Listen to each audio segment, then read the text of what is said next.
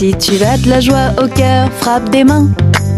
Si tu as de la joie au cœur, frappe des mains. Si tu as de la joie au cœur, si tu as de la joie au cœur, si tu as de la joie au cœur, frappe des mains. Si tu as de la joie au cœur, frappe du pied. Si tu as de la joie au cœur, frappe du pied. Si tu as de la joie au cœur, si tu as de la joie au cœur.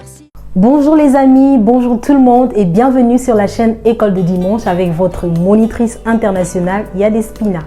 J'en profite de vous souhaiter à tous mes vœux les meilleurs pour cette nouvelle année 2026.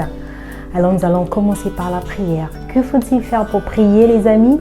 Pour prier, on croise les bras, on baisse la tête, on ferme les yeux et on prie. Seigneur tendre maître, nous te disons merci pour ce jour. Nous te demandons de nous assister parce que nous savons que nous ne pouvons rien faire sans toi. Que ton Saint-Esprit seul puisse nous diriger en ces moments. Dispose notre cœur, dispose nos oreilles à écouter ta parole, à comprendre ta parole et surtout, Seigneur, à la vivre. Au nom de Jésus, j'ai ainsi prié. Amen. Alors les amis, dernièrement, nous avons parlé de la naissance de Jésus. Nous avons dit que Jésus est la lumière du monde, Jésus est le sauveur. Et Jésus, il est venu pour nous sortir de l'obscurité. Jésus est venu pour nous enlever la peur. Et aujourd'hui, nous allons parler d'autre chose. Le titre de notre leçon est « Moi aussi, je peux grandir comme Jésus ». Aujourd'hui, par cette leçon, nous allons apprendre comment Jésus a grandi pour que cela nous serve de modèle. Lisons la parole de Dieu dans Luc 2, les versets 40, 51 et 52. Or, l'enfant grandissait et se fortifiait. Il était rempli de sagesse et la grâce de Dieu était sur lui. Puis il descendit avec eux pour aller à Nazareth et il leur était soumis. Sa mère gardait précieusement toutes ces choses dans son cœur.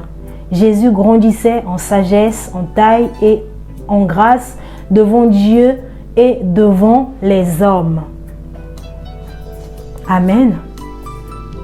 La Bible nous apprend que Jésus a grandi avec ses parents, Marie et Joseph, et il était un enfant obéissant.